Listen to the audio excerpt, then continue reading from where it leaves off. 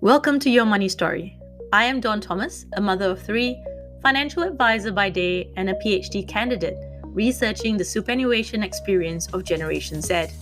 This podcast provides a platform for stories which are underrepresented. Everyone's money story is unique. My guests are people who conduct their lives with purpose, authenticity, and are not afraid to be different. They stand out within their industries for being themselves. I hope their journeys inspire you to harness your own gifts and talents. I am a believer in living your truth each day. Let's change how the story ends.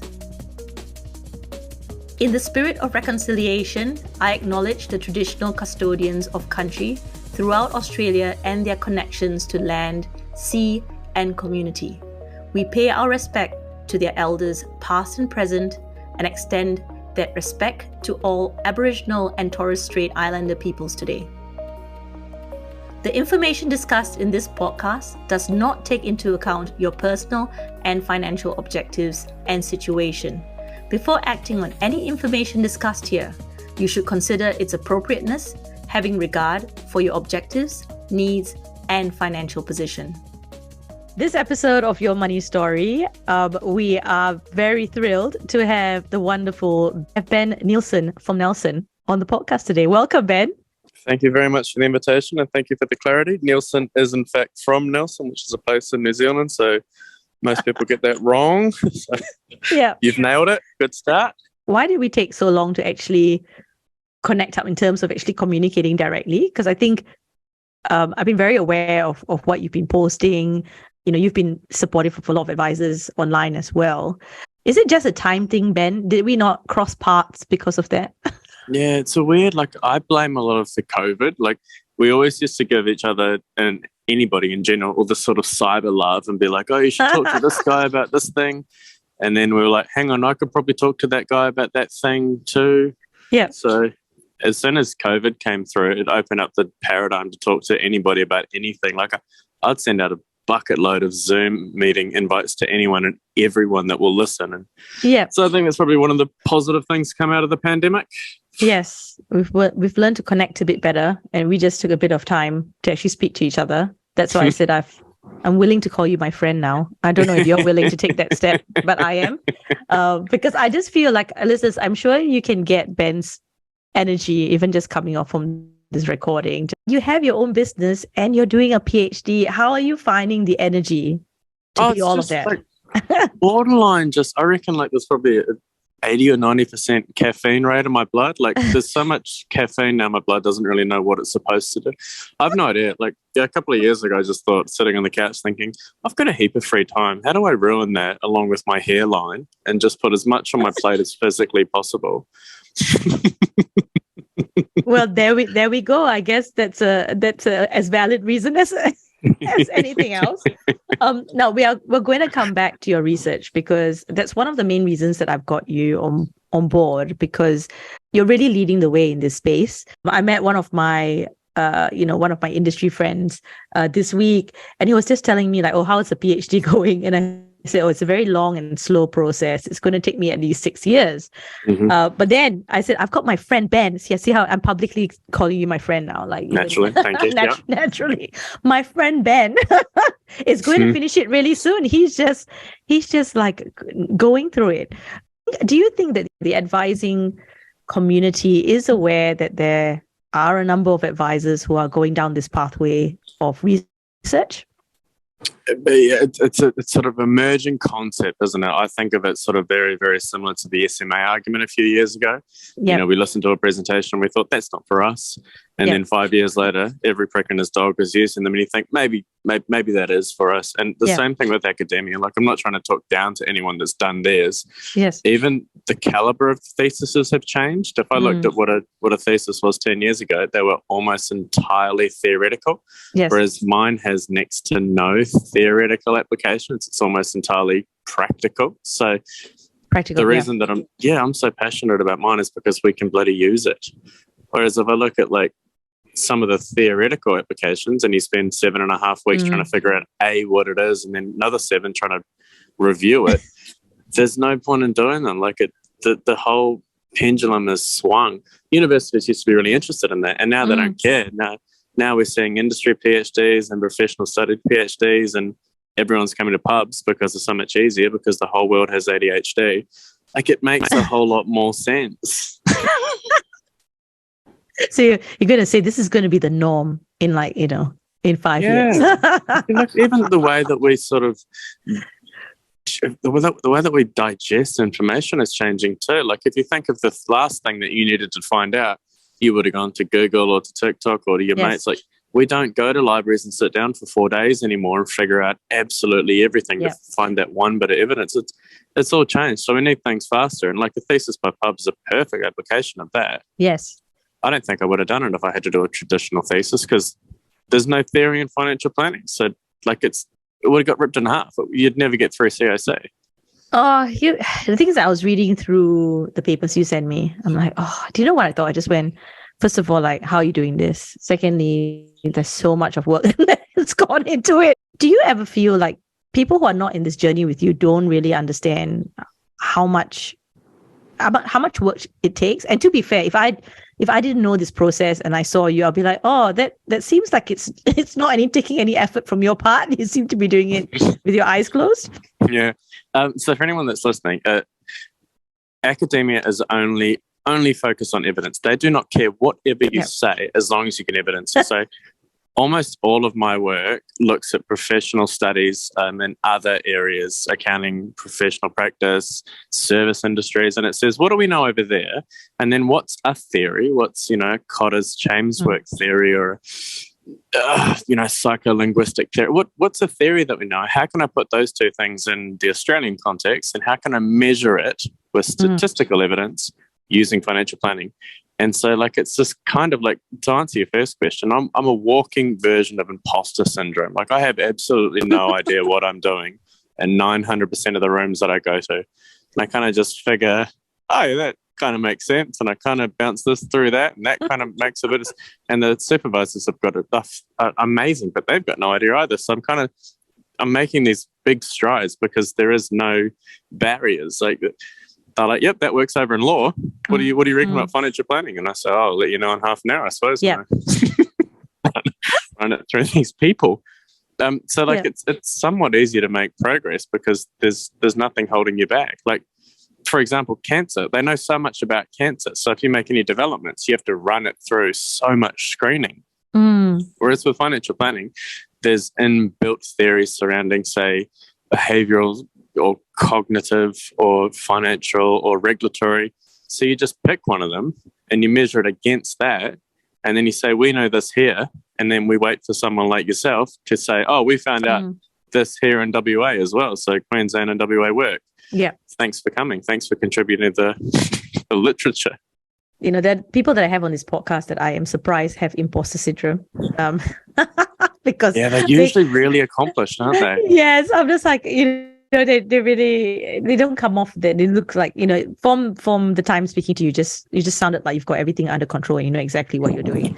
Because I see myself as a bit of a mess.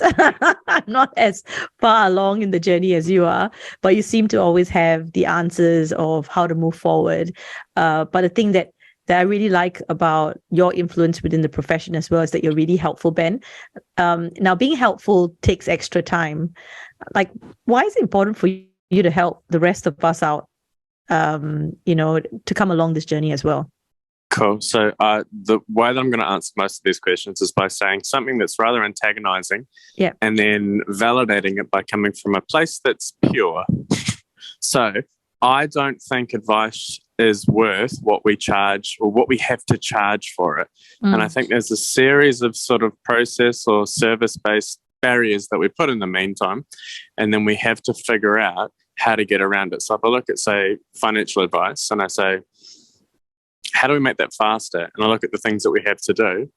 Financial advice shouldn't be as expensive as it is. So if I look at the net result and I look at the method to get there, I don't think that we should be passing the fees onto these consumers for the things that we inherently know very fast. You'll sit with a client, you'll figure out some goals, you'll figure where they are, you'll figure out what you have to do.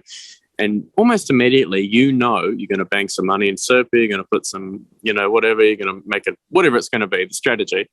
And then you spend 4 weeks generating the document, and no one but the regulator seems to care about the document. So my research focuses almost entirely on making financial advice more cost effective so that more people can have it, because literature always shows us by decreasing financial stress and increasing financial literacy, relationships prosper, people are happier, and we can see more people. So if we can make it more cost effective and reduce the time that it takes to establish, we can literally have a happier society. It's in the literature, therefore it's true. Like on paper, it makes sense, doesn't it? When I look at my lawyer, not that I have, constant reference to a lawyer, but the odd times that we buy anything, and I say, Tony, if you wrote slower, you could charge me more. And he's like, I'm not having this conversation with you again. Like, I don't want to do this. And I was like, why would you bill me for 6s? So why don't you just take a little bit longer? And I was like, why don't you just pick up? And he's like, no, mate, no, we're not doing this every time you come in. And just think, if he could do his job faster, the net result is the same. The property's still in my name, but he could see more. And I just think that that's incredibly evident in the financial planning sector. Before we talk more about Ben now and his aspirations, I wanted to go back to, the Ben 11 years ago, 12 years ago, when you kind of came into financial advice and started up your own business. Why financial advice? Oh, this is going to be the most oxymoronic story you've ever heard.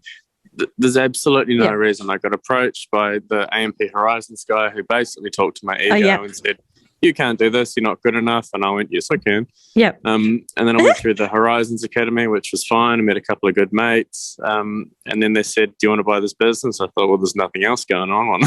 What else are we going to do? And then they said, there's a series of books that you can buy. Where do you want to go? And I said, the place that's got the most success. It was just all dumb luck. And then I sort of landed in Bundaberg, which had basically nothing going for it at the time. A bunch of big dormant clients, not a whole lot of, and I'm pretty lucky with that respect too. There wasn't exceptional nightlife. There wasn't a whole bunch. So I really got to focus on the business and develop into something that actually works.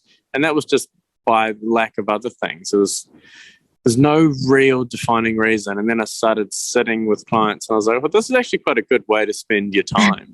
Like, it was about 4 years in, I was like, well, this is actually a bit of fun. Like, everybody seems to come from this meaningful position of direction, and I had none. Like, it was just a series of unfortunate events. Here, a lot of people have come through to financial advice that maybe wouldn't have necessarily done through the AMP Horizons Academy. But I came through the bank, which is a little bit similar because advisors came from a lot of different backgrounds. You had former teachers, people with science degrees. I had a media studies degree. And I think a lot of us didn't actually choose financial advice. We kind of fell into it. Like I said, maybe a series of unfortunate events. We didn't get what we wanted first in life. But then once we've entered it, we're like, this is stuff. Not this one. That's just great. You get to hang out with some cool people, do some cool stuff. This is actually quite, before, for a bit of sort of context, Tony, before I joined financial planning, I was living in Thailand, kickboxing for a living, Oh, wow. I sort of had this stark realization that there was absolutely no longevity with that. And you're right. I was sort of sitting in the office and everybody was, professional and yada, yada, yada, with these big ambitions. And they had this, this self-evaluation tool. And I basically stood up and said, I can't fail because I have nothing to go back to. Clayton will back you up with this. Everybody was sort of, they were lawyers and accountants, and they're like, oh, well, if financial planning doesn't work out, start my practice. I'm going to go back to what I do. And I was like, well, I have nothing to do, so I have to make this work. I know. I think I remember early on, people will be, are you happy being a financial advisor? Because they couldn't believe it, right? They couldn't believe why you could feel passionate about this profession. And of course, the Royal Commission didn't help us out as well. But I feel even more so, you've got a collection of individuals that stand now in our profession that are really passionate, because there's easier ways easier ways to do a job, right? But we actually really believe in the impact of our profession. And someone like you is just using your time to also make the profession better through research. Did you ever imagine you'd be going down this pathway? Christ, no, absolutely not. No, I was probably the worst student until about 15 or 16, and then had a bit of a hiatus and sort of came back in 24, 25, and did 2 master's degrees, and then that wasn't hard enough, so I decided to do a PhD as well. So no, and I think half the reason, like if we look back to say 10 or 15 years ago, the role didn't exist. Financial planning was so far and beyond. Like I remember we were talking about it yesterday. There was a time when all we had to do was offer a review, and none of us could get that right either. Like, we forgot to send them just one email in 1 year. We are useless. And and research is at the moment beginning to define that role and sort of further articulate what it is that we do. And one of the cool things is that we're having impacts of measurement too. So we're sort of saying, what did Dawn do and what did other people do? And is that within a realm of what we think is acceptable? And as soon as we can develop that, then we're just that so much closer to being a recognized profession. And then everything changes. Yes. Is your particular drive in this direction, which makes it very fascinating and inspiring, that this is the way that you've chosen to take the direction? Change fatigue is something that a lot of advisors are familiar with just as a profession. Now you decided amidst all the changes in our profession that you're going to study as well, because you've kind of had business owners who have said they're just having to try and keep their head above water and deal with all the changes that are being put on them. They can't manage that. Why was it different for you to not only navigate that pathway, but also take on something that is quite demanding with study? I thought if it wasn't at the certain level that it wasn't going to be, I could do exactly what I've done. And if it's not at a doctoral level, no one will listen to it. Like if I put that paper in IFA and nobody reviews it, nothing will change. Whereas if you get, like Paul Moran will tell you, if you get those 2 little letters before the front of your name, all of a sudden everyone listens. And I thought, and selfishly, like Angelique McInnes will also tell you, I didn't want to pay for it. So, going back to your comment earlier about change fatigue, if we look at what we did 10 years ago and we look at what we do this year, not a lot of it has changed. We're still doing SOAs, but now we have to do one every year. And now we have to do 1 renewal document and potentially 1 fee renewal document. So, like in terms of change, it hasn't actually, there's not a lot has actually changed. But what we are noticing now is the sensory overload of individuals is through the roof. So, like, I accept your mention of the word change, but unfortunately, I reject the fact that that's not the primary driver. The primary driver is that people are so overwhelmed with just the amount of nonsense that small changes causes them just to absolutely go to meltdown. So, like, I think that's the contradiction of our profession. Okay, on one side you go, why have certain things just not changed? We're not really going with the times. We are slow to change, but change fatigue does exist in terms of maybe the compliance requirement, the legislative changes that have come about, and TMD and insurance changes and like all the different requirements that were rolled out at once. We're protecting this process, but you've just touched on it too. Like the process itself is broken. Like if you try and get my wife and me to sit down for an hour to do what conventional financial planning methods want us to do, I don't want to do it. Like if I don't want to sit down for an hour and talk about my goals, because I can get you my goals. I know what they are. I'm an adult. And then if you can do the financial planning part, why does it then take 4 weeks to come back? And then why do you send me a document that's 90 pages that basically says compound everything and save some fees? Like, why are we protecting this process? Why are we not challenging and saying, hey, why don't we do this really rare thing where we actually talk to our consumers and say, hey guys, what do you want? Because we know what the regulator wants, but what do you actually want? Because what's of value to you? Nailed it. They want those meaningful conversations to let you know that they're people. And how you do that might be the same. That's fine. But why can't we spit out SOAs in 1 day or 2 days and put it back on the consumer? That's what we do at the moment. As soon as it's ready, we flick it on them. We say, here's your doc. You know what it is. Read it.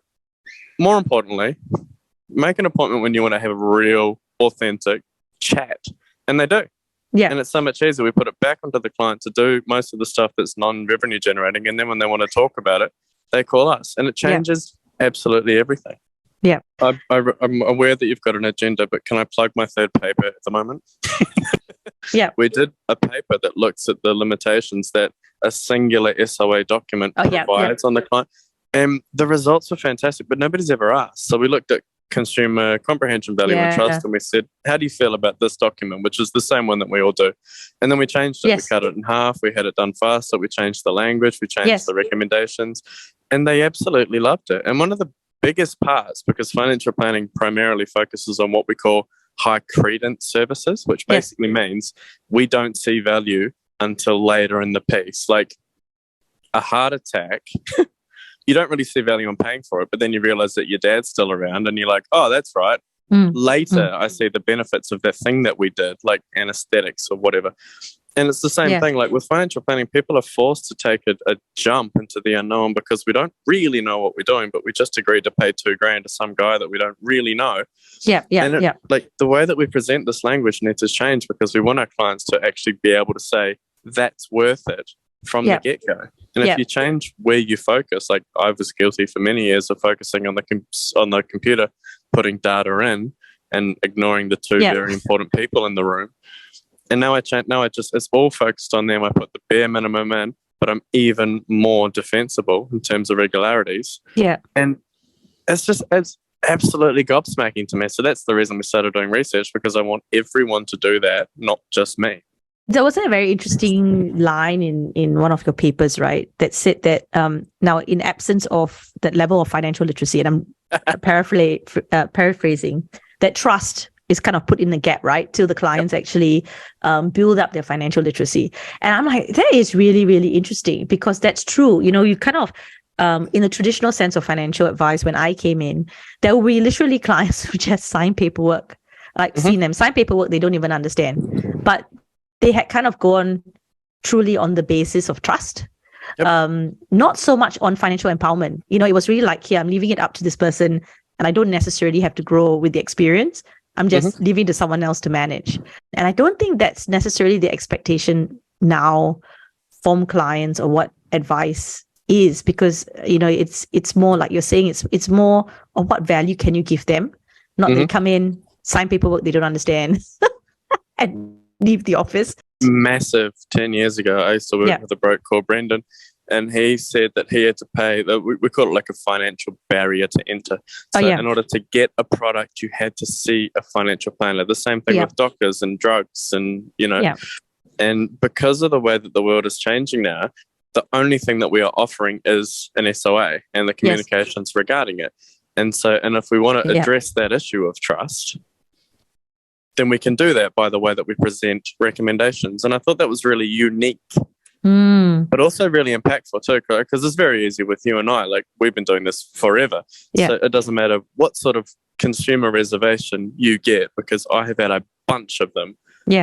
But if you give these tools to a university student and you say, we acknowledge that you are super young and maybe dealing with super rich old men or old people with ingrained biases, we're actually potentially giving you the tools to face that and further your professional emergence, which I thought was just amazing. Did you do it as well? I remember flip-flopping through an SOA. You know, some blokes say, how much is this going to cost me?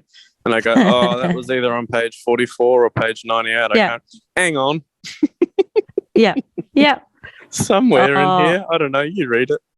I remember I used to be scared of clients when I first started, you know, because I felt like I didn't know as much as they knew. I was such an order taker. And then I know my manager at the time was just like, you know, you need to run the meetings. That's why they're coming to you.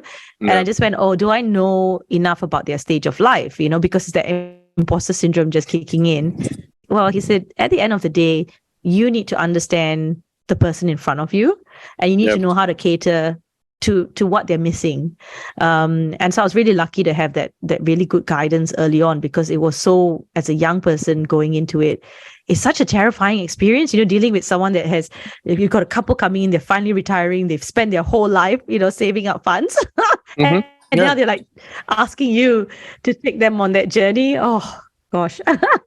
It seems so overwhelming, doesn't it? Yeah. And they're like, even if you get the bad ones and you think, I'm in charge of so much here. I had a mentor a couple of years ago. She's still around. She's absolutely fantastic. But she was saying, you're spending too long trying to make these people your friends. They're not your friends. They're trying to figure out what you need to know. And then you might get a friendship on top of that. And I find that very evident with doctors. Yes. You need something from them. They can be made afterwards, but you need that direction. So regardless if you like me or not, I can still save your tax and still put your family in a better position. And then eventually, maybe a year down the road, we can catch up for a beer. But you need to direct them first. And that is incredibly difficult when you're getting university students wading through 90-page documents that they've just drawn and have absolutely no idea what 89 of those pages are about. Oh my god. Yeah, because they're getting judged on SOAs, right? They've got to put together SOAs. And you're just like, if you knew, most of what we do as advisors is really about the personal interaction with the people that we have, because we do have all the tools to help us, with the strategies, with the projections, all that sort of stuff comes in. But it comes down in the client, you and the client coming to some understanding that they feel comfortable enough to tell you what's going on, and you being able to assess that you can actually do something about it. And a really interesting point there too. Like, unfortunately, we don't have all the tools. That's sort of what my second paper was about. If we have an end-to-end process that clearly articulates exactly what you do at each part, it stops human repetition, it stops, data entry dualities, it stops human errors, it actually increases your profit as well. So if you're charging north of 4,400 and you've got an end-to-end, you can actually pick up 40% profit on that. And if you can do that for everyone, you can charge less as well. So it's a really interesting rhetoric that I just don't think we've thought about. I've submitted that to publications before, and I've got feedback that literally says, "Dear Dr. Neilson," because they did it wrong, "this isn't in any way innovative. We know this in every single sector that we've applied it to, except financial planning." And I'm like, right.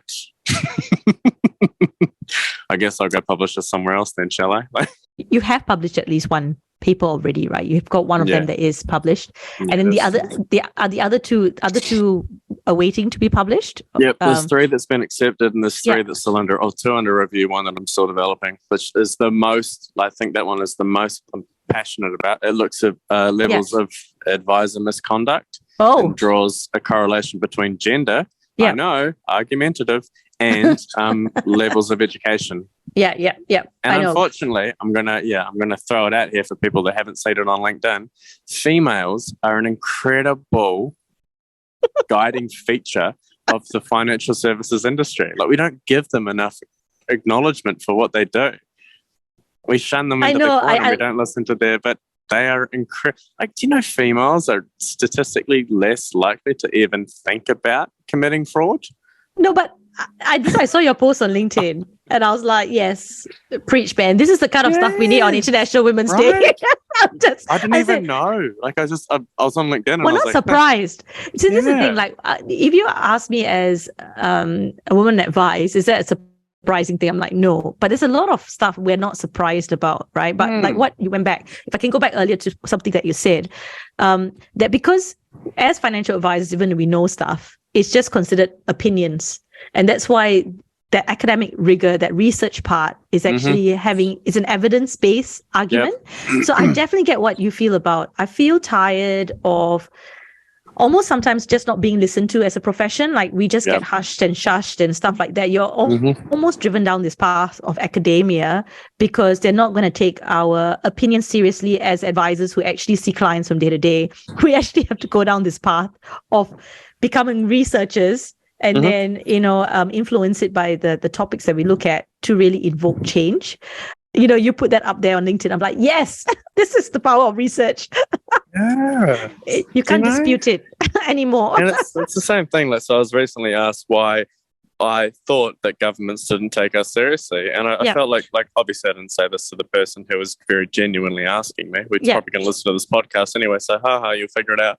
But I thought, why would they? Like, they think that we're a bunch of fraudsters who only get paid. Why would they give a shit? Why would they care about it? Like, it's an ad. And I just thought, so like, you're pushing the wrong end, dude. Instead of evidencing why we need to be taken seriously, start giving them a reason to be taken seriously. Yes. Yes. You've got value. Prove it, And they're like, oh, but then we're at this conference the other weekend and nobody was listening. Everybody, like, there's a fantastic example on the screen. Everyone's like, that's not going to work. And I can't help but think that, again, another antagonizing sentence, but I can't help but think that potentially financial advisors are limiting their own growth as well by not investigating things that are going to significantly help them. We seem to be under this illusion that all our clients are different, that all our clients are unique. They're not. They're just different. They're just people. Like, I reckon if I took the names of half of my SOAs and sent them to you, you would think that they're your clients. They're just people who need direction, and they will do whatever you tell them to do. So if I say do an online fact find because it takes 6 hours less and I can reduce my, or if I say click on this, bloody link here that gives you a DocuSign so I don't have to come out to your house and as such, if I say do any of these things that does what you need much faster and reduces your effort, why are we not doing it? Why is it not a immediate yes? Why am I constantly coming up with no reservations for things that are only designed to help you? It hasn't changed. I think as long as I've been in the profession, there has been that resistance to change, even though it could really help. It's weird, isn't it? Yeah. It is weird. That's why sometimes I kind of wonder, is that particular to our profession, or is that sort of what happens around, or can people get away with not changing as much and still be kind of successful? There needs to be some sort of driver for that change. I think that like a really powerful part of this, obviously we're just talking about IVF and we just came from the doctor this morning, but I mentioned it to her and she's like, I don't care. Like, I don't care. Like, the people in the other room do the forms and I don't care how they get done. I just need them done. Yeah. And I wonder if financial advice is the same. Like, if you just explain the SOA, why the hell do you care? If you get the pages and you get your clients and you're like, you can still do, and then as soon as it leaves your office, just shut up and get it done. However, like, put someone in there that gets it done much easier. You don't need to be controlling, because arguably speaking, if you're controlling, you're also limiting. And if you're not doing things like, say, online fact find or client portal or DocuSign or whatever it is there a sort of inferred argument that you are actually limiting your own process? Yes. You go, Ben. Yeah, just continue. Well, like, every time I say this stuff, I get a bunch of hate on LinkedIn and I send them back love hearts like, mate. That is amazing. I get this like, shut up, Junior, and I'm like, all right, man. I know. Sometimes I really stay out of it, mostly because I'm just like, it's too exhausting for me to, if I think of a broader, how it's like you're trying to think about your own impact and how you can deal with it. But I feel sometimes there are people that you're not going to convince. Part of this podcast series and the guests that I've chosen, I feel, largely are from financial advice and are doing something different. They're showing that different is possible. You don't have to go at one same speed. You don't have to be doing things the same way.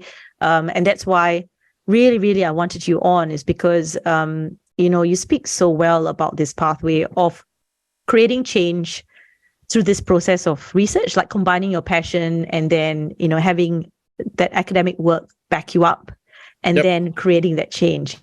So I really resonate with that. I think there's a lot of advisors who resonate with that. So Ben, I need you to kind of explain to people how we get this done. Firstly, how do you juggle work, study, and personal life without going crazy? So that maybe is the first step. So we don't want to scare people off. We want to know how you manage that. Hunt said this very well. She said you have a time parameter on what it is that you're doing, right? So instead of being like, I've got to get this thing out, which is very important, she says, nah, at 10 o'clock, you pick up, you walk off, you do something else. Like, you've got to stop pretending to get tasks done and limit them to time. And if you notice that, if you acknowledge that it's not going to get done, but you did a lot, you actually give yourself the mental freedom to stop doing things. So if I have a client appointment or whatever, I go, I'll do study for 45 minutes. I stop at 45 minutes. And regardless of the progress, because I think you and I can both agree, we could sit down into a chair and write for 5 years straight and still not be finished a thesis. So you change the narrative from completing that project to completing that time, and that way you afford yourself the freedom. So if you achieve it or don't achieve it, it changes everything. Yes. So a prime example of this, the other day, I had this chat with this guy who was a couple of hours north of us, so I won't mention his name because, well, I can't. He made me sign a non-disclosure. And he said, would you be interested in buying this business? And I said, I tell you right now, bud, here's exactly what I'm going to do with this business if I buy it. It's an absolute yes from me, but I'm just going to tell you what I'm going to do. And I don't think that you should sell it. And here's why. I set a big circle around this thing and around this thing. And I said, you can change that. You can offset that. You can get someone to do that. Yeah. I think he was on like 315 or 330. And I was like, I would cut about 180 out of costs out of this business and I would sail off into the sunset. And I was like, I will do that in a month's time if you don't do it. And instead of going like, his next question was like, dude, how do I do that? It's the same thing. And it's just questioning what it is that we think that we know. So like, I'm going to go up there in a couple of weeks and I've still got it on disclosure, so I can't steal any of his clients, but I'm not really interested anyway. But I'll just walk up and I'll say, do this. And instead of looking at completion, I'll just leave when I want to leave. I'll get through as much as I can from 8 till 10 and I'll go out and I'll do some calls and I'll read a book, play the guitar, and I'll come back at 1 till 3 and I just cut down time. And that gives him time to think about what we're going to do. So instead of trying to get things done like an SOA or like a big, boring, meaningless task, just cut it down by time. Yeah. So you sort of organize your day. And if you want to get really specific around it, you can put, productive tasks at the earlier end or non-productive tasks when you should be having a nap. You can structure your day. There's a couple of really good books around this. There's a young lass in Brisbane called Amantha. It's called Time Right, and she's the co-owner of Inventium. Definitely want to look into that. She's done all sorts of research around when your brain is more productive than other times. Yep. And so, like, if you're hot in the morning, you get your boring stuff out, your technical stuff, and then you sort of take some phone calls when you're bored. Yeah. And then you have a nap and all that sort of jazz. And if you can structure your day around how your brain works, you'll get like double or triple efficient. Yeah, it's crazy. Yeah. Like, if anyone's interested, they should reach out to you because you're really, you're very encouraging. It's easy. It's not easy. I mean, you've got, just talk to you. I'll say, okay, if you're interested, just talk to Ben, and he'll really sell you on the idea because he'll make it seem like it's all possible. The downside is that it already exists. Like, I was like, I don't need something to manage my time, and someone was like, talk to Amantha. So I sent her a message, and she hit me on the cell phone like 20 seconds later. She's like, hey, dude. And I was like, who's this? And she's like, who do you think? And I was like, no shit. What's up? And she's like, what's your postal address? I'm going to send you my book. Oh. And I was like, amazing. And even her book, each chapter is about 4 pages. Yeah. So she gets it. Yeah. Yeah. Like, break it down into small bits. Yeah, it's not Harry Potter where you can't put it down for 60 pages. It's, and it's, you just scream through to the one that's relevant to you. Bang. And then you do it. I pre-position my research as the silver lining, like, what's the things that will get our head up out of the books? Because you all know how to do SOAs and talk to clients, but none of us know how to put data into computers and then extract it later on because we did something wrong. Yeah. Yeah. And if we can change all that stuff, we get the docs done faster, we go home earlier, we're happier. Yes. I like what you're saying. So that I'm all for it. Like 100%. Vote for Ben. Is that what we're talking about? Yeah. Okay. To just take us out, because I feel like we could go on forever with our discussion. So honestly, very enjoyable whenever we speak. Like, this is part 2 of us speaking in person as opposed to messaging each other. Now, the National PhD Industry PhD program, another thing you're very passionate about and helping other people get on board. Can you let our listeners know what that is, and if they're an advisor or they're working in an advising practice, how potentially that could be used to help shape the profession? Yep. So sort of earlier, back to our earlier points, general PhDs are far too theoretical, and the government has acknowledged that it's much easier to pay you and I or any future student to develop their own research if they have a commercial concept to it. So if you can do something that helps your job, they will literally pay you or support you to do that. So I think from memory, it's $41,000 a year. On top of that, you get the RTP of about $24,000 a year. Yes. So it's worth it, and it's all tax exempt. And then the idea is that you go to your employer and you say, hey, dude, I've got, hey, person, I've got 40 grand here. I want to take Fridays off, and I'll make it up by working an extra 2 hours during the whatever. And it will help to commercialize any practical findings of your thesis. Unfortunately, mine got declined this morning. They said that my concept was too developed, and there wasn't any room for input. And I was like, yeah, but also, and then I think that, but like, I know where the parameters now. And so if you're going to do it, you let me know and I'll write the application for you because I hope someone's going to do it. No, I am. But I must say that I spoke to my university and they actually don't know anything about it. So they were like, and I said, my friend, friend has gone through it, and he said that, potentially there's a document we can do that's copy and paste in case the university, because the universities don't, this is new for them as well. They love the concept. Send it to me. It just annoys me. But so they're kind of looking for earlier level PhD candidates. Yeah. Like with a preference on year 1 or year 2. Yeah. I think because I've been so aggressive with mine, they were like, no. And I think that they want you can become like a PhD coach. Yeah. Yeah. But if they want a bit more, I suppose, input. So if you run it past the government, they say, hey, can you specify this for WA, or we're having a problem with this particular niche, focus on that. It validates the time, right? Because the only reason we do a PhD is because we don't want to bloody pay. One of the reasons we do it is because we don't want to pay for it. Yeah. But two, it's such a colossal time requirement. So if you can offset some of that with, say 40 with no tax is basically 60 is taxable, it kind of quantifies that 1 day or 2 days a week where you can solely focus on it. Yeah.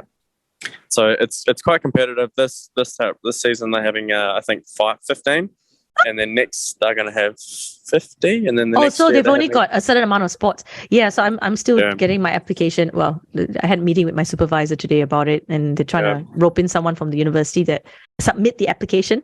So I just said we don't have much time because 11th of April is going to come really quickly. Silas says I need to speak to Ben offline. Just make sure that I get my act together. It's 296 million they're allocating for it, so it's not going anywhere. So this one's 15, the next one 50, the one after that's 100, and they'll do 100 every half year, I think, until they, but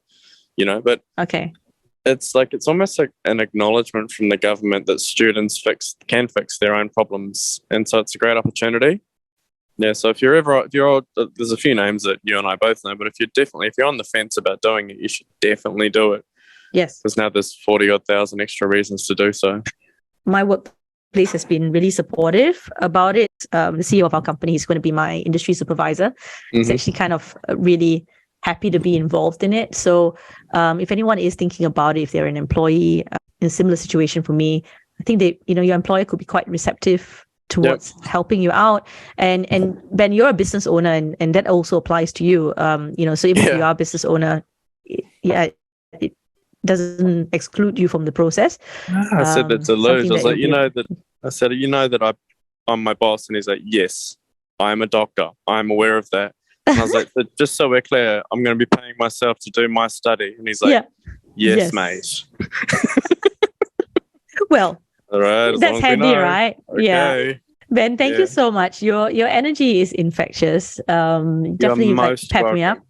Yeah, if I might leave it with one last sentence, it would be something along the lines of, whatever you think there is always better ways to do it. And the more that you vocalize that, the more that people will say, hey dude, there's a thing that we're doing that I think you could probably just tap in or grab on or add, and it will increase your efficiencies. And basically the only way that we are quote successful, in non-shont terms, is because I did that absolutely everywhere. I sort of figured out, how can I do as much advice as I'm doing? We do about 200 and something documents a year, and still take Fridays off. So just offering efficiency to every part of your process will make you happier and will make you more innovative, increase your profit margins, and most importantly, it will actually change how your consumers see you and increase your relevance for the next couple of years until they change that too.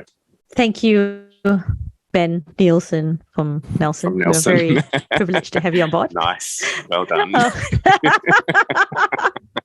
And till we have our next podcast recording, Ben, I'm sure it's not going to end here. We're going to see all the other applications of your research coming to fruition. You'll know what it is. Yeah, eventually they're going to ask you to review it, and you'll be like, I think I know this. I think I know where this is going. Thank you so much, Ben. Much appreciated. See you guys. Thank you for listening. Subscribe now to be notified of new episodes. Let's change how the story ends. The information discussed in this episode includes strategies that are general in nature, as everyone's situation is different, and the information discussed does not take into account your objectives, financial situation, or needs you should always seek personal advice in regards to your own personal circumstances.